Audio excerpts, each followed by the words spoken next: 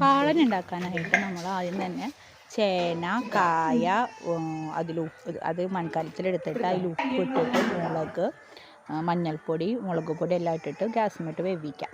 വേവിച്ചതിന് ശേഷം നമ്മൾ കുറച്ച് നാളികേരം, അതിൽ നല്ല ജീരകം, കുരുമുളക്, പിന്നെയും കുറച്ചും കൂടി മഞ്ഞൾപ്പൊടി ഇടുക, പിന്നെ കുറച്ച് മുളക് ഇട്ടിട്ട് നന്നായിട്ട് അടിക്കുക. മിക്സിയിൽ അടിച്ചതിന് ശേഷം ഇത് വെന്ത് വരുമ്പോൾ നന്നായിട്ട് ഇറക്കി വരുമ്പോൾ ഈ നമ്മൾ അരിപ്പൊടിയുള്ള മിക്സ് അതിലേക്ക് നന്നായി ഇളക്കാം.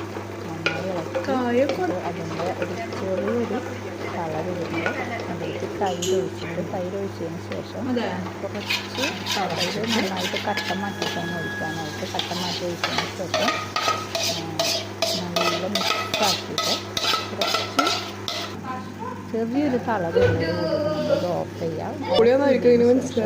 കുറച്ചൊരു മിന്നും ഉലുവപ്പൊടി ഇടുക. അതിനുശേഷം എല്ലാവരും കൂടി താളിക്കുക. ജീരകം, ഉലുവ, മുളക്, പിന്നെ കറിവേപ്പില ഇതെല്ലാതും ഇട്ട് താളിക്കുക. അതോടുകൂടി നല്ല കളർ